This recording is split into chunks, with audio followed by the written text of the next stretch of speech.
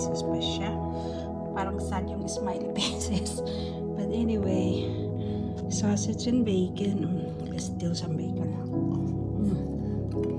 Apple and cheese. Yung sa anak ko. Chocolate din siya. Yung kay Magnus. Yan. Ready na tayong kumain ng breakfast. O, diba?